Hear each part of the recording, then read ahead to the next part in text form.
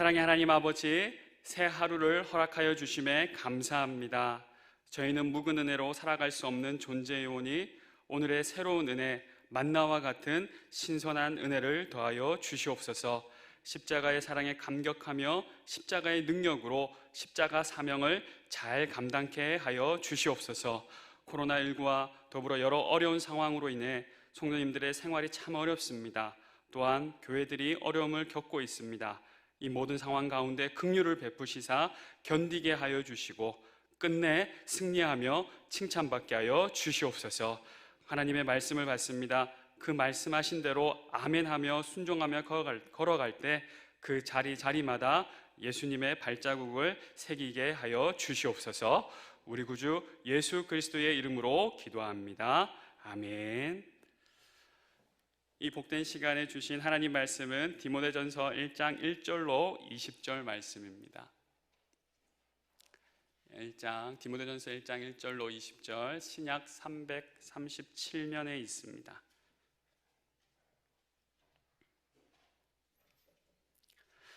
제가 봉독하겠습니다. 우리 구주 하나님과 우리의 소망이신 그리스도 예수의 명령을 따라 그리스도 예수의 사도된 바울은 믿음 안에서 참 아들 된 디모데에게 편지하노니, 하나님 아버지와 그리스도 예수 우리 주께로부터 은혜와 긍휼과 평강이 내게 있을지어다. 내가 마게도냐로 갈 때에 너를 권하여 에베소에 머물라 한 것은 어떤 사람들을 명하여 다른 교훈을 가르치지 말며 신하와 끝없는 족보에 몰두하지 말게 하려 함이라. 이런 것은 믿음 안에 있는 하나님의 경륜을 이룸보다 도리어 변론을 내는 것이라. 이 교훈의 목적은 청결한 마음과 선한 양심과 거짓이 없는 믿음에서 나오는 사랑이거늘, 사람들이 이에서 벗어나 헛된 말에 빠져 율법의 선생이 되려 하나 자기가 말하는 것이나 자기가 확증하는 것도 깨닫지 못하는도다. 그러나 율법은 사람이 그것을 적법하게만 쓰면 선한 것임을 우리는 아노라.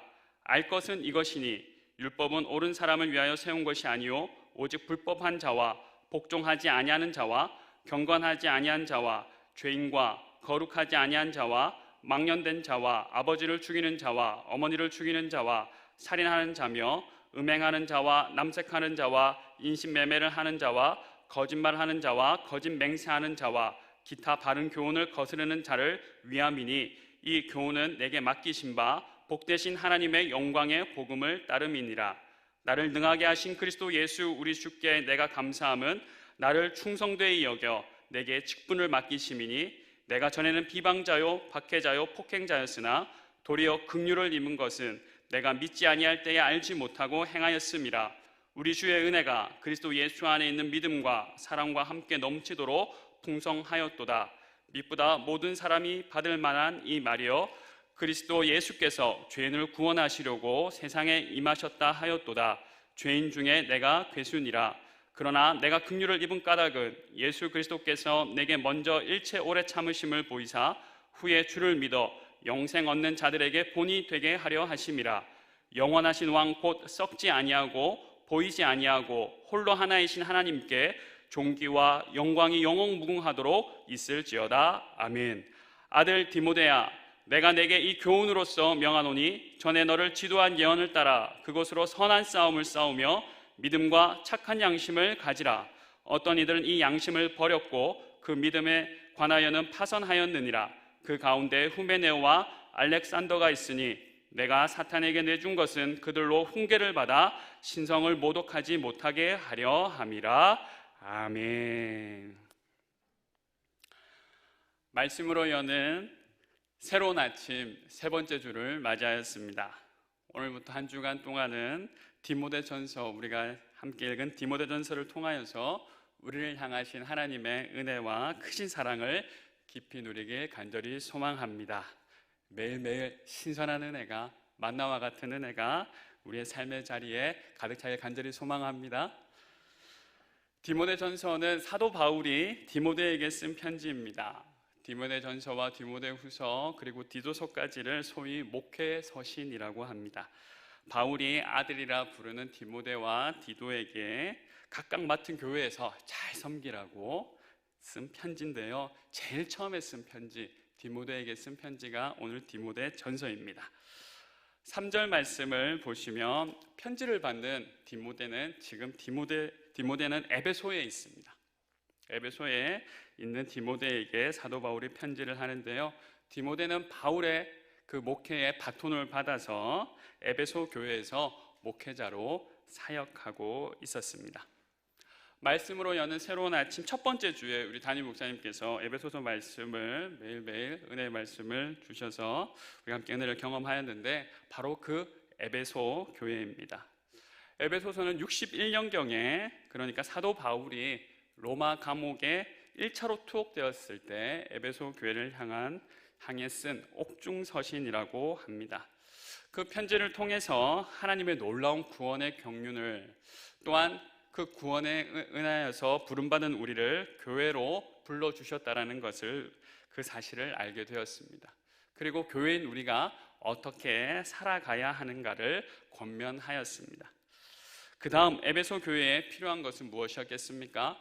은혜 받고 내가 누구인지 교회인지 알았던 사도 바울이 쓴 그 편지를 통하여서 에베소 교회는 그것을 깨달았는데 이제 에베소 교회에 필요한 것은 그 교회를 인도할 지도 교역자였습니다. 그래서 사도 바울은 에베소에 아들 같은 디모데를 남겨놓았습니다. 사도 바울은 자신이 지난 3년간 목회하였던 에베소 교회의 후임으로 디모데를 세운 것입니다. 사도 바울이 추천하여서 디모데를 세웠습니다.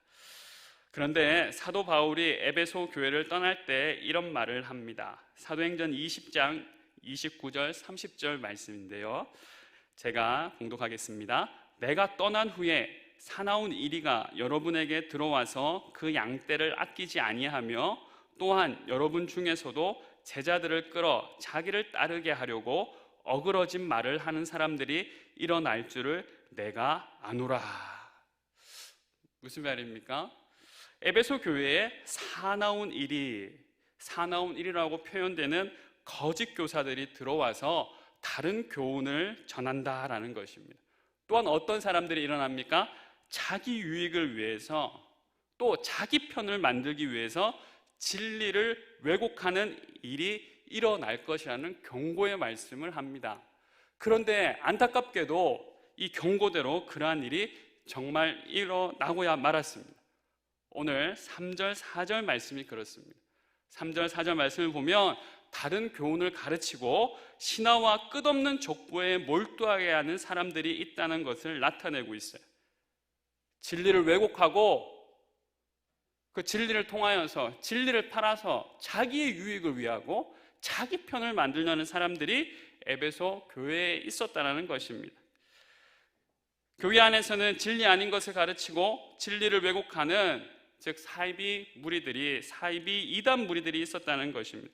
뿐만 아니라 이 에베소라는 지역이 어떤 지역이냐면요, 그 당시 알렉산드리아와 안디옥과 더불어서 3대 도시로 알려진 도시였는데 정치, 무역, 상업 그리고 종교의 중심지였습니다. 특별히 에베소는 풍요와 다산의 신으로 알려진 아데미 여신을 숭배하는 곳이었는데 신전의 규모가 이렇다고 합니다. 그 길이가 98.75m, 그러니까 약 100m, 넓이는 약 50m나 되었다라고 합니다. 그리고 에베소 사람들은 자기 자신들에 대해서 이렇게 얘기합니다. 사도행전 19장 35절을 보면 서기장이 무리를 진정시키고 이르되 에베소 사람들아, 에베소시가 큰 아데미와 제우스에게서 내려온 우상의 신전지기가 된 줄을 누가 알지 못하겠느냐. 그 말 가운데 에베소 사람들아, 에베소시가 큰 아데미와 제우스에게서 내려온 우상의 신전지기가 된 줄 누가 알지 못하겠느냐라고 말하는 것을 볼 때 에베소 사람들의 마음에는 우리 도시는, 이 에베소는 아데미와 제우스의 신전지기와 같은 역할을 하는 것이 마땅하다, 아니 한 걸음 더 나아가서 마땅할 뿐만 아니라 그것이 우리의 자랑이다라고 얘기하는 것입니다. 신전지기라고 하면 신전의 관리인쯤으로 생각할 수 있는데요, 당시에는 로마 시대에는 그 의미가 확대되어서 황제를 숭배하는 신전이 있는 도시에 붙여진 명예로운 별명이었다라고 합니다. 그러니까 신전지기라는 별명을 가진 도시, 바로 그 도시가 에베소였어요. 다시 한번 정리하면 교회 내부에는 이단이 있고 교회 외부에는 우상 숭배가 가득하였던 것, 그 에베소 그 가운데 있던 교회가 바로 에베소 교회입니다. 그리고 그 교회의 책임자, 지도자, 담임 목사님이 바로 디모데였다라는 겁니다. 그에게 영적 아버지 사도 바울이 편지를 썼습니다. 왜 썼을까요? 오늘 디모데전서의 목적을 말하는 것인데요, 3장 14절 15절입니다. 내가 속히 내게 가기를 바라나 이것을 내게 쓰는 것은 만일 내가 지체하면 너로 하여금 하나님의 집에서 어떻게 행하여야 할지를 알게 하려 함이니 이 집은 살아계신 하나님의 교회요 진리의 기둥과 터니라. 3장 14절 15절은 디모데전서의 목적이라고 이렇게 체크해 주셔도 좋을 것 같습니다. 15절 보면 너로 하여금 하나님의 집에서 어떻게 행하여야 할지를 알게 하려 한다. 그렇게 하기 위해서 내가 편지를 쓴다라고 말하고 있습니다. 그래요. 이제 후임으로 세운 디모데가 이런 어려운 환경 가운데서 어떻게 해야 될지 믿음의 선배 목사님인 사도 바울이 디모데에게 편지하고 있습니다. 잘 해주기를 바라는 마음으로, 잘 감당해 주기는 바람으로 디모데를 격려하고 필요한 지침을 제공하고 특별히 거짓 교사들을 구체적으로 어떻게 대처해야 되는지 쓰고 있습니다. 바울의 후임 목사 디모데가 처한 상황은 참 어려운 상황입니다. 하지만 후임 목사인 디모데는 물러설 수 없었습니다. 왜냐하면 디모데가 리더십을 발휘해야 할 곳은 다른 곳이 아닌 바로 그곳 에베소 교회였기 때문입니다. 오늘날 우리가 처한 상황도 마찬가지죠. 어려운 상황을 피할 수만 있다면 좋을 텐데 대개 그 상황 가운데서 방법을 찾고 헤쳐나가야 하는 것이 우리의 숙제입니다. 우리의 가정에서, 우리의 직장에서, 또 세상에서, 교회에서 참 문제 없는 곳은 없는 것 같아요. 다 문제가 있습니다. 과제는 우리가 그곳에서 어떻게 하나님이 세우신 리더답게 살아가느냐는 것이죠. 하나님은 우리를 그 문제 있는 곳에 보내셨습니다. 리더로 세우셨습니다. 그곳에서 그리고 또한 리더 역할을 잘 감당하면서 상황을 뛰어넘고 하나님의 뜻을 이루며 살아가기를 원하십니다. 그래서 하나님은 이렇게 말씀하십니다. 디모데전서 6장 11절 12절 말씀입니다. 오직 너 하나님의 사람아 이것을 피하고 의와 경건과 믿음과 사랑과 인내와 온유를 따르며 믿음의 선한 싸움을 싸우라. 영생을 취하라. 이를 위하여 내가 부름을 받았고 많은 증인 앞에서 선한 증언을 하였도다. 오직 너 하나님의 사람아. 이 부름은 디모데뿐만 아니라 오늘 말씀을 함께 나누는 우리를 향하신 하나님의 부름입니다.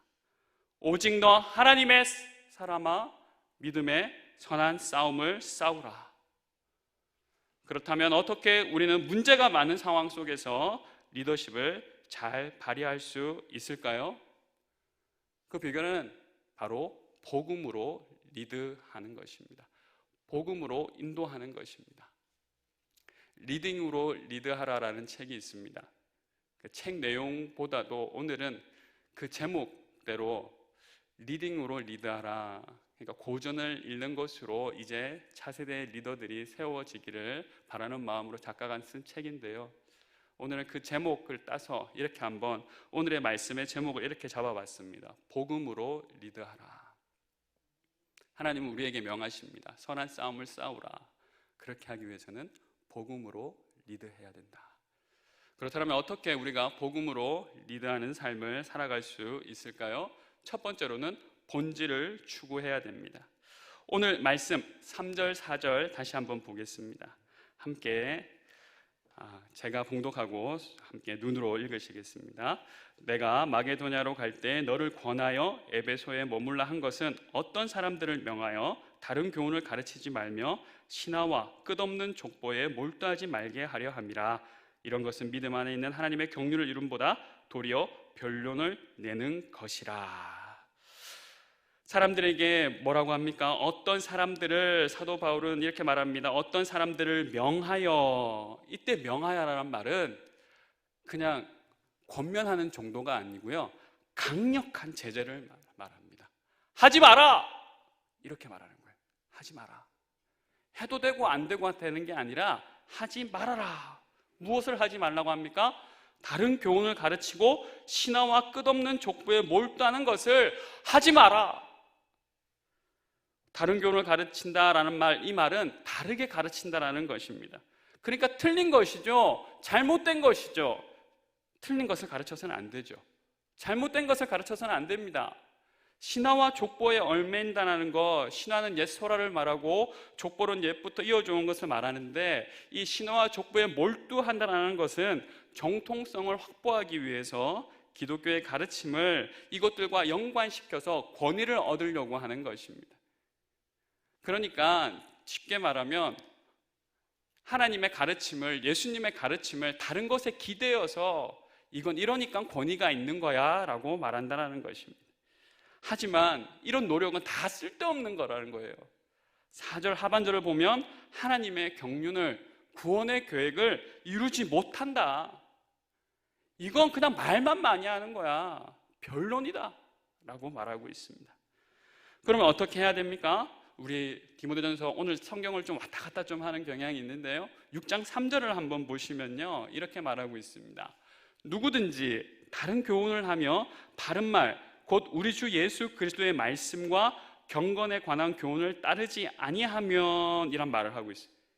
이 말은 무슨 말이냐면, 우리가 따라야 할 것은 다른 교훈이 아니라 바른 말, 곧 우리 주 예수 그리스도의 말씀과 경건에 관하여서 가르쳐야 한다는 것입니다. 오늘 함께 읽은 1장 11절도 이렇게 말합니다. 결국 우리의 교훈은 어떠해야 되느냐? 11절을 한번 보시겠습니다. 이 교훈은 내게 맡기신 바 복되신 하나님의 영광의 복음을 따름이니라. 할렐루야. 우리가 가르쳐야 될, 우리가 함께 나누어야 될 말은 복음을 따라 나누어야 된다는 겁니다. 하나님의 영광의 복음을 따르는 교훈, 즉 복음에 합당한 교훈을 가르쳐야 된다. 이것이 교회 교훈의 본질이야 라고 말하고 있습니다. 교회에서 성도들끼리 나누어야 되는 얘기가 무엇입니까? 바로 복음이라는 거예요. 교회에서 가르쳐야 되는 것이 복음이라는 겁니다. 교회에서 서로 대화하면서 나누어야 될 말은 다른 말이 아니라 복음을 나누면서 서로 용기를 북돋워주고 자라나는 다음 세대에게 꿈을 가지게 할 수 있는 것, 오직 복음이어야 된다는 것이에요. 쓸데없는 말 하지 말고 복음을 가르쳐라. 다른 교훈 7절 말하고 있죠. 7절에는 무엇입니까? 7절 말씀 통해서 율법의 성생이 되려 하나 자기가 말하는 것이나 자기가 확증하는 것도 깨닫지 못하는도다. 자기가 선생이 되는 욕심 때문에 가르치지만 그 사람들은 그렇게 자기가 하는 말조차 알지 못한다라고 말하고 있어요.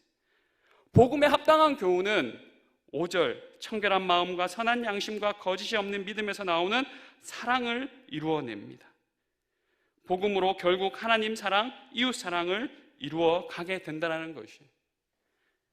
교회의 참된 목적을 이루어 가게 된다는 것입니다. 이게 본질의 역할입니다. 본질은 복음이고 그 본질의 목적, 사랑을 이루어 가게 된다는 것이죠. 그러니까 어떻게 해야 돼요? 본질로 돌아가야 됩니다. 교회뿐만 아니라 일상의 문제는 본질을 벗어날 때 생깁니다. 변론을 내느니라. 그러니까 일상의 문제가 시끄러워요. 사랑의 열매를 맺지 못합니다. 본질을 벗어나서 그래요. 가정의 본질, 직장의 본질, 교회의 본질로 돌아가야 돼요. 이 본질이란 그럼 도대체 무엇입니까? 그렇게 어렵지 않습니다.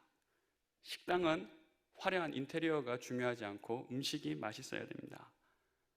병원은 병을 잘 고쳐야 되고 가수는 노래를 잘해야 됩니다. 이것이 본질이에요. 목사는 복음을 잘 전해야 되고 성도는 예수님을 닮아가려 해야 됩니다. 우리 성도님들의 여러 가지 상황들, 특별히 디모데 3장을 통하여서 우리 장로님과 집사님들의 또 그 모습들이 우리 내일 모레 수요일 날 함께 살펴보게 될 텐데요. 내일 모레도 나오실 거죠? 네, 꼭 나오셔야 돼요. 본질은 또 이렇게 얘기할 수 있겠습니다. 다움을 회복하는 것. 사장다움, 종업원다움. 사장은 사장다워야 되고, 종업은 종업원다워야 되고, 학생은 학생다워야 되고, 다움을 말합니다. 어제 주일 말씀에 보면 말씀을 통하여서 레위 하나님과 연합했다, 마태는 하나님의 선물이라는 이런 이름의 뜻을 알게 되었는데, 처음 그 이름대로 살지 못했잖아요. 그 이름대로 살지 못했지만 다시 그 이름대로 회복한 그 이름, 본질을 추구한다는 것은 바로 이름 갚하기입니다. 다움을 회복하고 그 이름 갚하며 살아가는 것이 이름, 바로 본질을 회복하는 것, 본질을 추구하는 것입니다. 교회는 복음을 가르쳐야 됩니다. 리더는 복음을 가르쳐야 됩니다.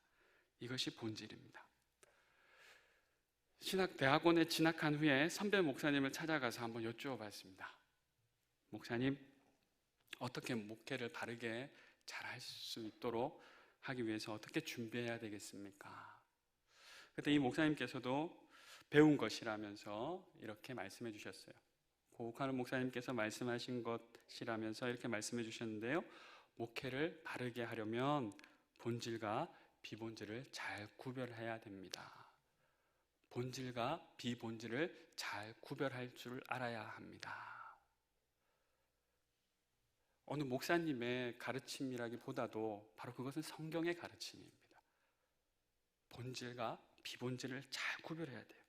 교회의 본질은 복음입니다. 우리는 물어야 됩니다. 교회는 복음을 전하고 있는가? 그리고 성도된 우리들은 복음을 듣길 소망하고 있는가? 내가 원하는 거 말고 교회를 세우신 하나님이 원하시는 것, 그것으로 결국 사랑을 이루어 가기 위해 바른 복음을 전하는 리더, 교회의 본질인 복음으로 리더하는 디모데가 되기를 사도 바울은 강력하게 권면하고 있습니다. 본질로 리드해야 됩니다. 그렇다면 본질로 리드하기 위해서, 복음으로 리더십을 발휘하기 위해서는 두 번째로 어떻게 해야 됩니까? 긍휼을 구해야 합니다. 긍휼을 구하며 나아가야 돼요. 먼저는 본질을 추구해야 되고, 이제는 긍휼을 구해야 돼요. 복음의 본질을 추구한다는 것은 복음의 능력을 경험한다는 것입니다. 복음의 긍휼을 구한다는 것은 복음의 능력을 경험한다는 것입니다. 1장 2절부터 특별히 오늘 본문에는 긍휼이라는 말이 자주 나오는데요. 1장 2절을 보면 사도 바울이 아들 디모데에게 특별히 긍휼을 구하고 있습니다. 히브리어로는 헤세드, 자비라는 말인데, 보통 사도 바울이 편지를 쓸 때 이렇게 안부를 격려를 합니다. 은혜와 평강이 있을지어다.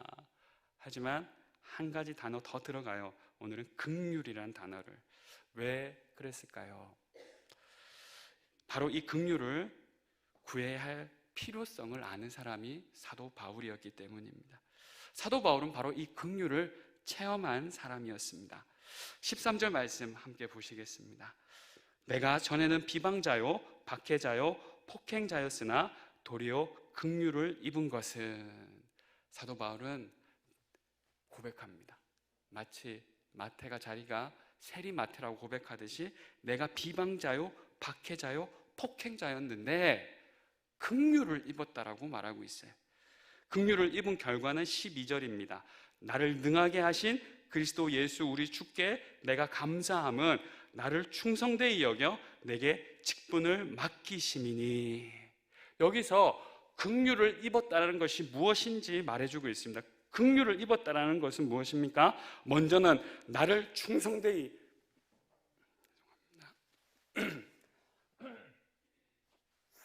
긍휼을 입었다는 것은 나를 충성되이 여겨주셨다는 겁니다. 근데 이 말이 참 재밌습니다. 충성되이 여겨주셨다는 것은 충성했다라는 말이 아니라요, 앞으로 충성할 것이다라는 것이고, 아직 하지 않았지만 이미 충성되었다라고 표현하신 것입니다. 충성되다라고, 충성하기도 전에 먼저 충성되다라고 말씀해 주신 거예요. 그리고 나서 무엇을 해 주십니까? 내게 직분을 맡겨주셨다. 그리고 그것을 제일 앞구절에 나와 있습니다. 나를 능하게 하신, 할렐루야, 나를 충성되게 여겨주시고 목사라는 직분을 주시고, 그리고 감당할 수 없을 것 같았는데 하지만 이미 예수님 나를 능하게 하셨다라고 고백하고 있습니다. 사도 바울은 고백합니다. 내가 왜 이런 놀라운 긍휼을 입었는가? 내가 무엇이 간데 이 긍휼을 입었는가? 하나님 목적이 있었어요. 16절을 한번 보시겠습니다.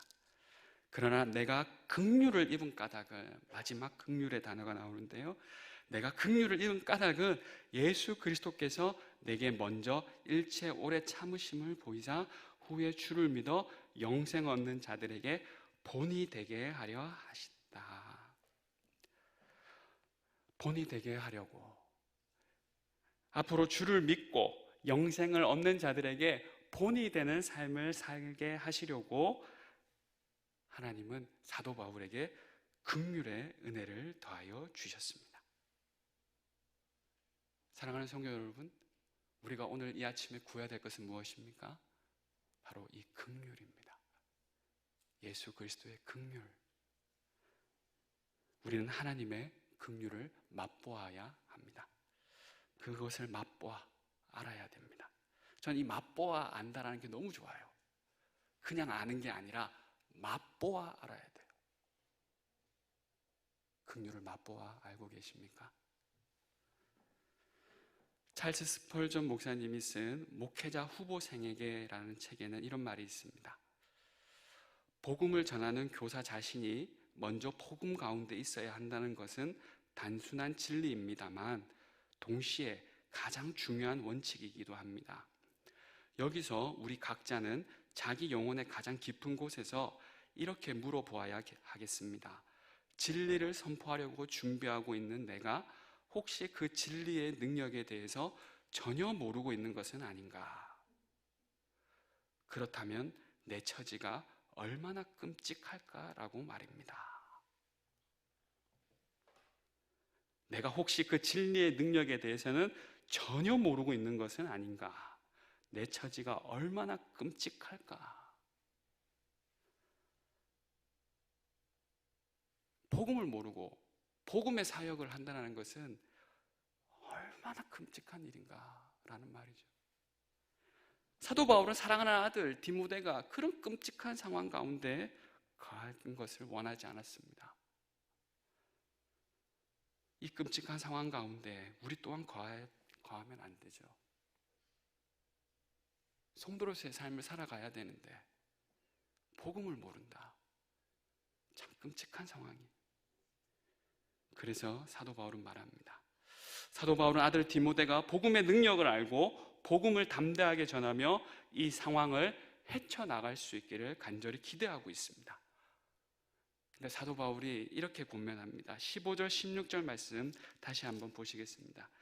mit보다 모든 사람이 받을 만한 이 말이여 그리스도 예수께서 죄인을 구원하시려고 세상에 임하셨다 하였도다. 죄인 중에 내가 괴순이라. 그러나 내가 긍휼을 입은 까닭은 예수 그리스도께서 내가 먼저 일찍 오래 참으심으로 보이사 후에 주를 믿어 영생 얻는 자에게 본이 되게 하려 하심이라.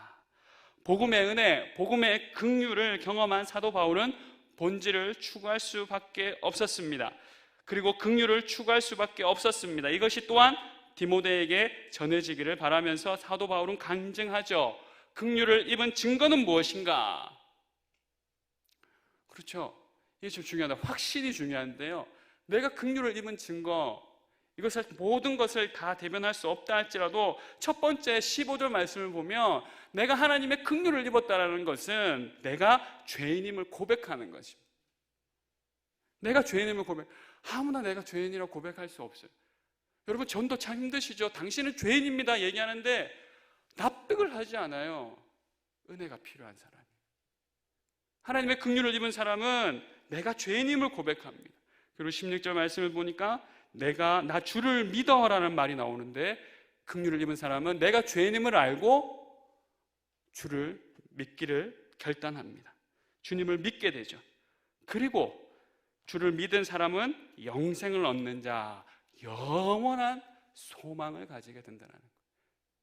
내가 죄인 중에 괴수다라고 말하는 죄인임을 고백하고, 이제 내가 믿을 분은 예수 그리스도의 심을 고백하면서 나에게 약속하신 영원한 소망, 하나님 나라를 살아가는 사람, 그 소망을 가지게 된 사람이 긍휼을 경험한 사람이다라는 거예요.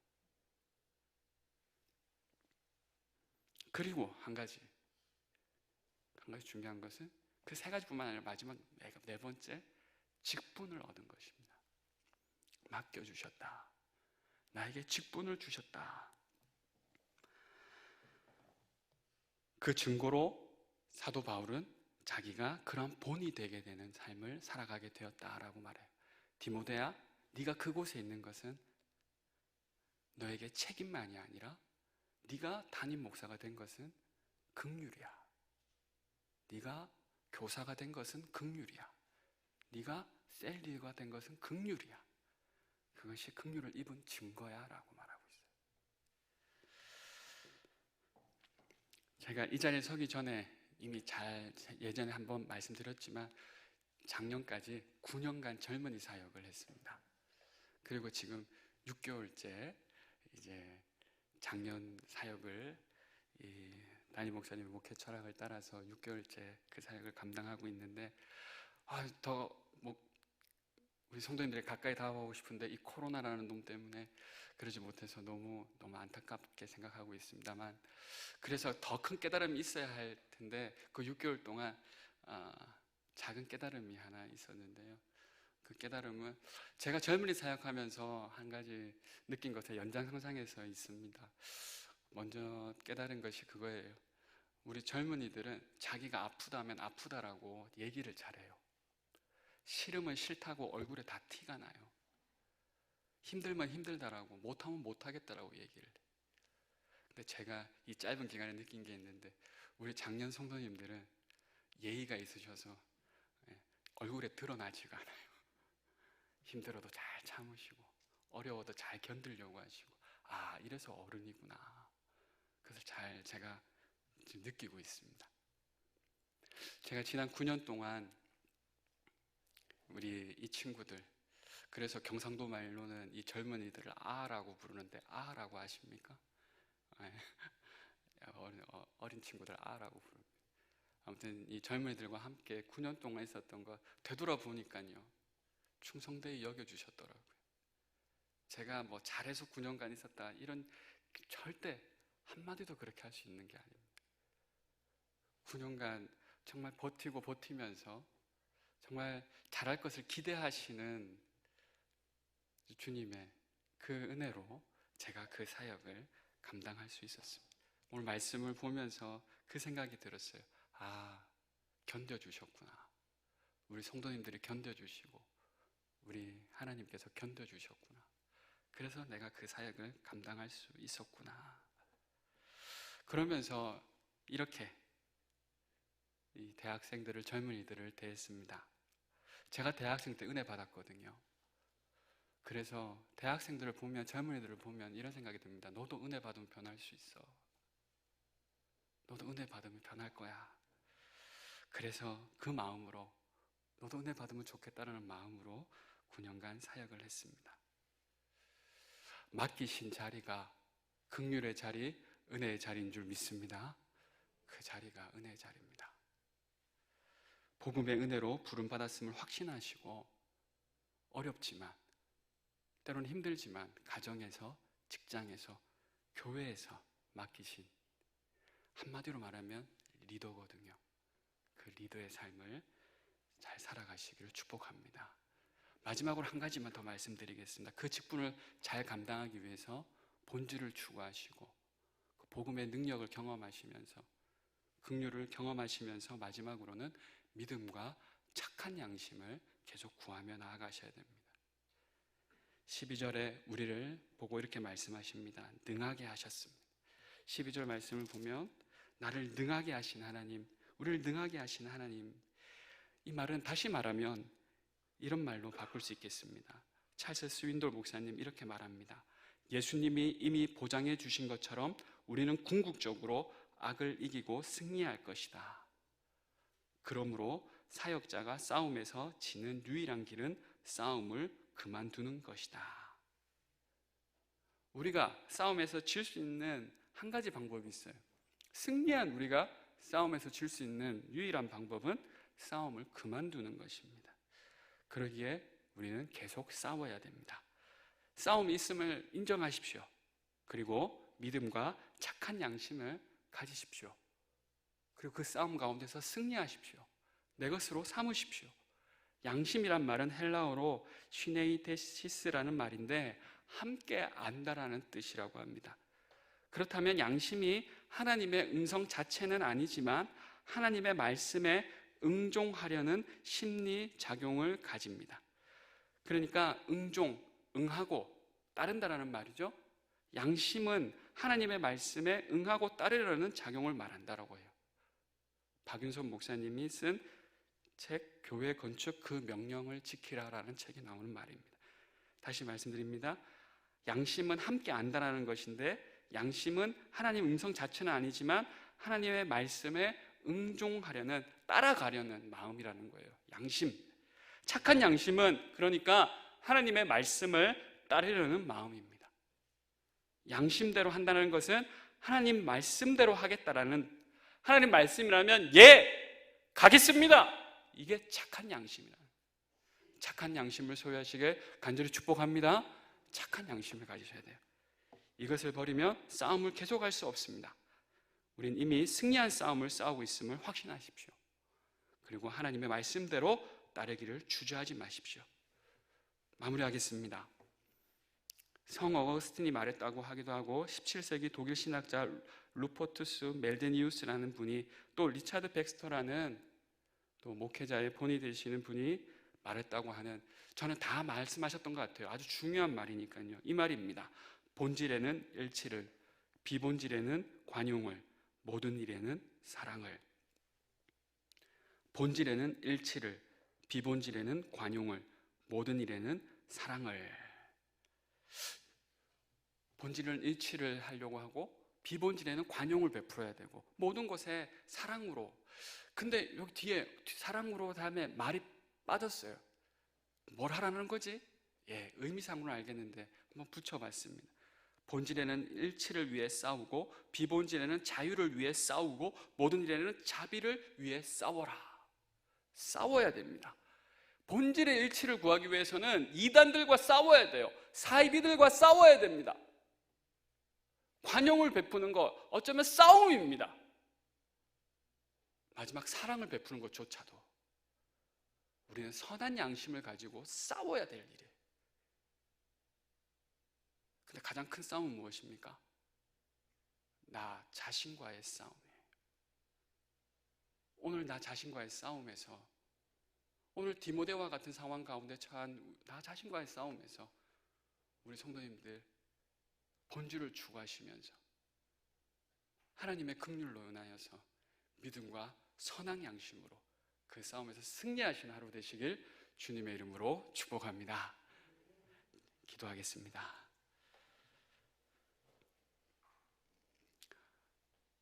오직 너 하나님의 사람아, 오직 너 하나님의 사람아, 하나님 우리를 불러주시고 세워주심에 감사합니다. 우리를 구원하시고 교회와 가정과 직장, 사회에서 믿는 자의 본으로 삼아주시니 감사합니다. 그러나 우리는 그것을 감당할 능력이 없습니다. 긍휼을 베푸시사 구원의 감격을 누리게 하시고 구원의 능력으로 담대하게 싸워 이기게 하여 주시옵소서. 나를 지으시고 부르시고 택하신 하나님의 뜻, 본질을 추구하며 살아야 하지만 살아내느라 참 바쁜 우리 성도님들의 인생을 불쌍히 여겨주시고 하나님을 바라볼 때 안아주시고 오늘도 동행하여 주시고 하나님의 뜻을 이루어 가게 하여 주시옵소서. 찬송가의 212장 고백처럼 겸손히 주를 섬길 때 괴로운 일이 많으나 구주여 내게 힘주사 잘 감당하게 하소서. 이 고백이 특히 우리 모두의 고백이 되며 특별히 우리 셀리더, 교사 모든 직분자들의 고백이 되게 하여 주시옵소서. 오늘 우리의 삶 현장에서 복음을 외치며 복음의 능력으로 복음으로 인도하는 참 리더들이 다 되게 하여 주시옵소서. 우리의 리더 되신 예수 그리스도의 이름으로 기도합니다. 아멘. 주님이 가르쳐 주신 기도로 기도하겠습니다. 하늘에 계신 우리 아버지여, 이름이 거룩히 여김을 받으시오며 나라가 임하시오며 뜻이 하늘에서 이루어진 것 같이 땅에서도 이루어지이다. 오늘 우리에게 일용할 양식을 주시옵고 우리가 우리에게 죄 지은 자를 사하여 준 것 같이 우리 죄를 사하여 주시옵고 우리를 시험에 들게 하지 마시옵고 다만 악에서 구하시옵소서. 나라와 권세와 영광이 아버지께 영원히 있사옵나이다. 아멘.